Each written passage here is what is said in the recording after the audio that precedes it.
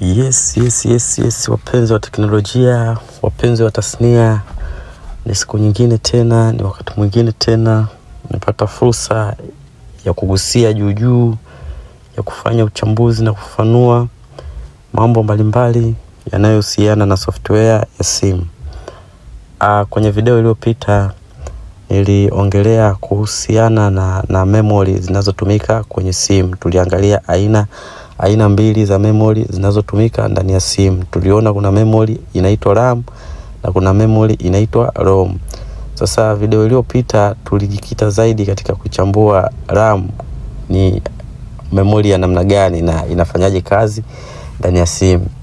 Sasa ni wakati mwingine tena tunaendelea kuchambua kuhusiana na memory, na kwenye video hii tutajikita zaidi kwenye aina ya pili ya memory inayotambulika kama ROM. Tuliona ROM ni aina ya memory ambayo inahifadhi au inatunza data kwa muda mrefu, inatunza data permanent kwenye simu, kwamba data zote ambazo zinahifadhiwa kwenye aina hii ya memory huwa zinakaa kwa muda mrefu, au tunasema zinakaa permanent. Hiyo ndo tuliona maana ya ROM. Tukasema ROM ni read only memory, ni memory ambayo inatumika kuzisomesha data kwenye simu. Maanake data ambazo zipo ndani ya ROM zinafanywa reading, ndio maana inaitwa read only memory. Yani ni memory kwa ajili ya kufanya reading, sasa ROM kwenye simu kama tunavyoona kwamba ni aina ya memory inayotunza data au inayotunza information kwa muda mrefu. Huwa tuna aina tofauti za ROM ambazo hutumika kwenye vifaa vya simu na vifaa vinavyoendana na simu. Sasa kabla ya kuziangalia ROM zinazopatikana kwenye simu na aina za ROM zinazotumiwa ndani ya simu, tujikite kuiangalia ROM in general kwanza. Kuna aina ngapi za ROM in general, yani kwa mapana yake zaidi, mpaka tunakuja kuipata ile ROM sasa ambayo inatumika ndani ya simu. In general tuna aina tofauti za ROM zisizopungua 4 au 5. Tuna aina za ROM zisizopungua 4 au 5. Tuna aina ya kwanza ya ROM inajulikana kama masked ROM. Tuna aina ya ROM inajulikana kama masked ROM. Tuna aina ya pili ya ROM inajulikana kama programmable ROM. Aina ya pili inaitwa programmable ROM. Tuna aina ya tatu ya ROM inaitwa erasable programmable ROM. Tuna aina ya 4 inaitwa electrically erasable programmable ROM. Na tuna aina ya mwisho ambayo inajulikana kama flash memory. Sasa hizi aina za ROM sio zote zinatumika kwenye simu na sio zote ziliwahi kutumika kwenye simu. Hizi ni aina za memory zinazotunza kumbukumbu kwa muda mrefu in general. Kwa hiyo kuna memory zitatumika kwenye vifaa tofauti na simu. Sasa tukiziangalia kwa haraka mpaka tuje tuipate ambayo inatumika kwenye simu. Hii aina ya kwanza ya ROM ambayo inaitwa masked ROM. Hii ni ROM ambayo inatengenezwa kiwandani na data zake zinafanywa program ikiwa kiwandani. Kwa hiyo hii ni ROM ambayo inatoka ikiwa imekamilika na information zake. Kuna vifaa vinatumia ROM ya namna hii. Aina ya pili ya ROM ambayo inajulikana kama programmable ROM. Hii ni ROM ambayo inatengenezwa ikiwa empty kutoka inapotengenezewa, lakini baada ya utengenezwaji inaenda kufanywa programming kwenye vifaa vyake special kwa ajili ya kuingiziwa data. Vifaa vyake special ambavyo vinaitwa programmer. Kuna aina ya pili ya tatu ya ROM ambayo inaitwa erasable programmable ROM. Hii ni aina ya ROM ambayo ina uwezo wa kufuta data zilizokuwa ndani na kuifanyia programming. Hizi aina za nyuma za ROM mbili tulizoziangalia, hizi zinafanywa tu programming lakini hazifutwi data. Ila aina hii ya tatu ambayo inaitwa erasable programmable ROM, hii ni aina ya ROM ambayo unaweza ukafuta data zilizokuwa ndani na unaweza ukaandikia data mpya. Huwa haiwezi kuandikiwa kabla ya kufutwa. Inafutwa kwanza data na inaandikiwa data zingine. Hii inaitwa erasable programmable ROM. Aina ya 4 ya ROM inajulikana kama electrically erasable programmable ROM.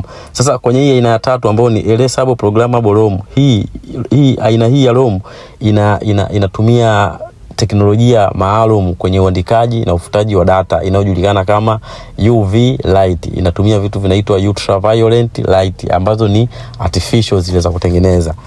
Kwa hiyo kuna vifaa ambavyo vinatumia hizi UV light kwenye kuandikia na kwenye kufuta data ndani ya hizi memory. Sasa aina ya nne ambayo inajulikana kama electrically erasable programmable ROM, hii ni aina ya ROM yenyewe ambayo inafuta pia na kuandika data, lakini inafuta kwa kutumia electric charges. Kwa hiyo tunaona tofauti kati ya hii ya 4 na ya 3. Ya 3 inafuta na kuandika lakini kwa kutumia UV light. Ya 4 inafuta na kuandika lakini kwa kutumia electric charge, inatumia electricity au inatumia umeme.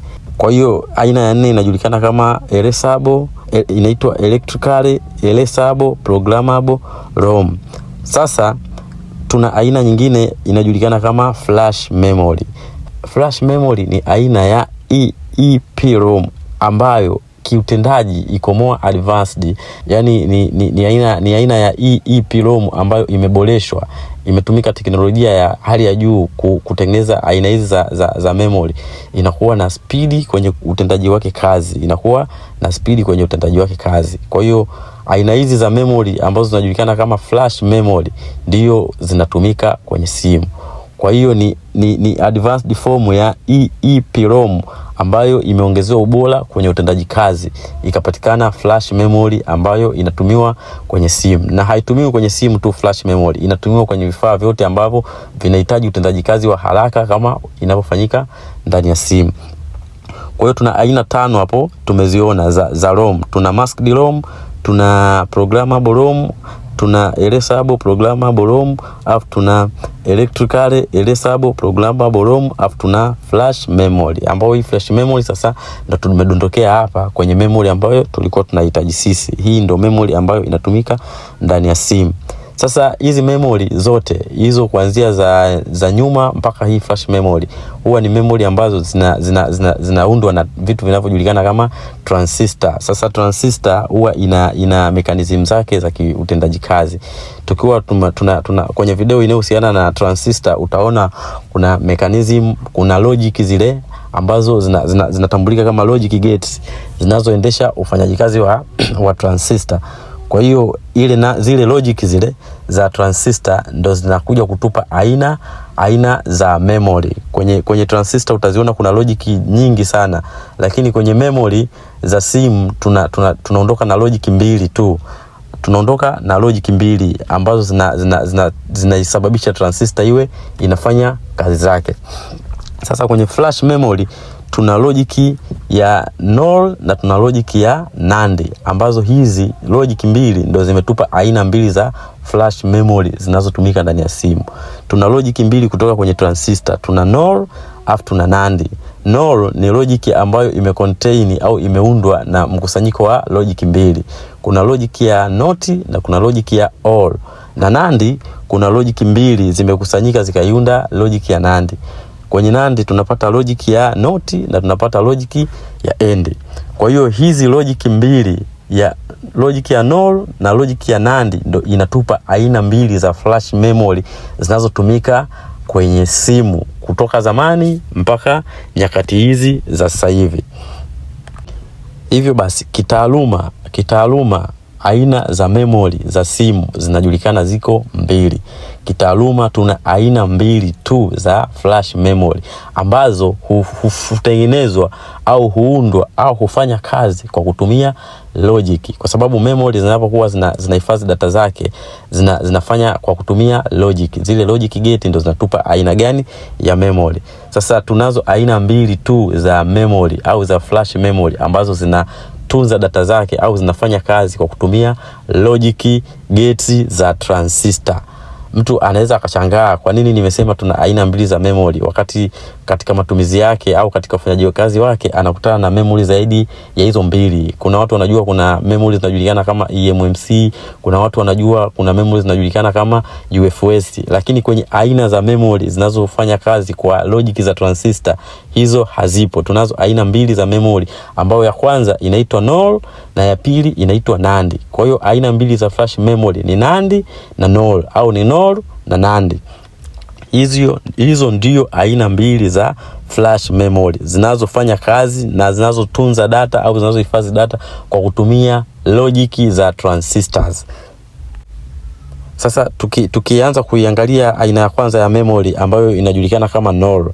NOR tulisema ni memory au ni logic ambayo inaundwa na mkusanyiko wa logic mbili kutoka kwenye transistor. Kuna logic ya NOT na logic ya OR. Kwenye mfafanuzi wa transistor au kwenye video ya transistor utaona namna gani hizo logic zinapatikana na zinazofanya kazi. Ila kwenye video hii inabidi tu uelewe kwamba kuna vitu vinaitwa NOT na kuna vitu vinaitwa AND. Kama kuna vitu vinaitwa NOT, kuna vitu vinaitwa AND na kuna vitu vinaitwa OR. Hizo ni logic za transistor. Sasa NOR tumesema inaundwa na logic mbili. Inaundwa na logic ya NOT na logic ya OR. Tunapata NOR memory. Hii ni aina ya memory ambayo kwanza ina sifa ya kuwa na speed kwenye kusoma data, yani iko fast kwenye kuread data, lakini iko slow kwenye kufuta data na kwenye kuandikia data. Hii ni aina ya memory ambayo ina speed au iko very fast kwenye kufanya data reading, na hutokana na namna ilivyotengenezwa, ilivyodesigniwa, architecture yake. Ukiangalia transistor za NOR memory zimepangiliwa katika mfumo wa parallel. Mfumo wa parallel, tunajua vitu ambavyo vipo katika parallel vyote vina access moja kutoka kwenye source, havitegemeani, yani vyote vina attach kutoka kwenye source, vitu ambavyo vimepangwa parallel. Kwa hiyo NOR memory ni aina ya memory ambayo uundwaji wake umeifanya iwe na speed kwenye usomaji wa data, lakini inakuwa na uslow kwenye shughuli zingine kama kuandikia na kufuta. Hiyo ndiyo NOR memory. Lakini memory ya pili tumesema inaitwa NAND memory. Hii ni memory ambayo imetengenezwa au imeundwa kwa mjumuiko wa logic mbili ambayo ni NOT na AND. Hapo tuna NOT logic na tuna AND logic, ambayo kwa pamoja zimekuja kutupa aina ya memory inayojulikana kama NAND. Sasa NAND hii ni ya kisasa zaidi ukilinganisha na NOR. Manake NOR ni ya kizamani, alafu baada ya NOR ikaja ikapatikana ya kisasa ambayo inajulikana kama NAND. Sasa NAND, sifa ya NAND ni kwamba ina speed kwenye kufuta na kuandikia, lakini kwenye kuread data iko slow ukilinganisha na NOR. Kwa hiyo ukifanya comparison kati ya NAND na NOR utaona kwamba NOR inasoma data kwa haraka kuliko NAND, lakini NAND inafuta na kuandikia data kwa haraka kuliko NOR. Alafu NOR architecture ya memory ya NAND, ukija kwenye architecture ya memory ya NAND, transistor zake zimepangiliwa katika mfumo wa series. Katika mfumo wa series maana yake zinategemeana, kati ya moja na nyingine zinategemeana. Hiyo ni NAND memory. Sasa hii NAND memory baada ya teknolojia kukua zaidi kutoka kwa matumizi ya memory ya kizamani inayojulikana kama NOR ikahamia kwenye NAND. Sasa NAND na yenyewe ilikuja kwa mifumo tofauti. Yani manake kuna aina tofauti za NAND, na hizi aina zimepatikana kadri teknolojia inavyozidi kukua, inavyozidi kuongezeka, ubunifu unavyozidi kupatikana, mpaka zikaja kupatikana aina tofauti za NAND. Tunazo aina 5 za NAND memory. Aina ya kwanza inajulikana kama single cell. Aina ya pili inajulikana kama multi cell. Aina ya tatu inajulikana kama triple cell. Aina ya 4 inajulikana kama quad cell, na aina ya 5 inajulikana kama 3D NAND. Sasa tukianza na single cell, hizi memory hizi memory kama tulivyosema kwamba zinatengenezwa na transistor. Zile transistor zinakuja kuunda kitu kinachoitwa cell. Tukija soma transistor tutakuja kuona mpangilio wake ndani ya memory unakuaje, na mpaka tunapopata hizo cells, vitu vinaitwa cells. Sasa zile cells ambazo ziko ndani ya hizi memory ndio zinatumika kuhifadhi data. Zile cells ndo location ya data ambazo zinaenda kupatikana. Sasa hii NAND memory imegawanyika katika makundi manne. Maana yake ni nini? Kuna memory ambayo inahifadhi data moja kwa kila seli, na kuna memory ambayo itahifadhi data mbili kwa kila seli. Zile data zile zinazohifadhiwa kwenye seli zinajulikana kama bit. Yani bit ni single data. Kwa hiyo vile vitu ambavyo zile information zinazokaa ndani ya cell zinajulikana kama bit. Kwa hiyo kwenye NAND tuna memory ambayo inahifadhi biti moja kwa kila seli, na kuna ambayo inahifadhi zaidi ya biti moja kwa kila seli. Sasa hii single cell NAND, inaitwa single cell level NAND. Single cell level NAND. Hii ni aina ya NAND memory ambayo inahifadhi biti moja kwenye seli. Kwa hiyo kila seli moja itakuwa inahifadhi biti moja. Kwenye multi cell hii inahifadhi biti mbili kwenye kila seli. Kwa hiyo kwenye seli moja kunakuwa na biti mbili za data ndani. Kwenye triple cell inahifadhi biti 3 za data. Kwa hiyo kwenye seli moja kunakuwa kuna biti 3 za data. Kwenye quad cell inahifadhi biti 4 za data. Na 3D NAND hii haitumii mfumo wa biti ndani ya cell, ila ni NAND ambayo imetengenezwa, seli zake zimetengenezwa katika mfumo wa 3 dimension. Imetengenezwa katika mfumo wa 3 dimension. Maana yake hii ni ya kisasa zaidi kuliko hizi aina 4 za NAND za nyuma. Yani 3D NAND cell ni memory ya kisasa zaidi ukilinganisha na single level cell, multi level cell, triple level cell na quad level cell. Kwa hiyo tumeona hapo kuna aina 5 za NAND memory. Tuna single level cell inahifadhi one bit of data kwa kila cell. Tuna multi level cell inahifadhi biti 2 za data kwenye cell. Tuna triple level cell ambayo inahifadhi biti 3 za data kwenye cell. Tuna quad level cell biti 4, na tuna 3D NAND ambayo ina cells zilizotengenezwa katika mfumo wa 3 dimension. Hizo ndizo aina za NAND memory. Kwa hiyo tunazo aina mbili za flash memory, ambayo ya kwanza ni NOR, ya pili ni NAND. Sasa unaendelea kujiuliza maswali, kwa nini hatuhitaji eMMC kama aina ya memory? Kwa nini hatuhitaji UFS kama aina ya memory? Tunakuja kwenye unachokifikiria sasa. Jibu lake linakuja mbeleni. Hizi tulizozichambua hapa ndizo aina za flash memory, ndizo aina za memory ambazo zinahifadhi data kwa kutumia logic za transistors. Inatumia logic za transistors. Kwa hiyo kuna fact ambazo zinatumika katika kuziongoza hizi memory kuhifadhi hizo data ambazo tunazipata ndani yake.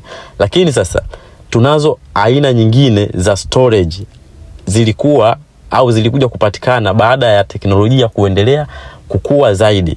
Yani watu wakaona kwamba tunayo NOR, tukaja tukafumbua tena aina nyingine ambayo ni NAND, ambayo tumeona NAND ikawa ni ya kisasa zaidi kuliko NOR. Utendaji wa kazi wa NAND ukawa una vitu vimeongezeka kwenye NOR havipatikani. Sasa baada ya hapo watu bado wakataka kupata kitu ambacho ni bora zaidi ya hivyo vya nyuma.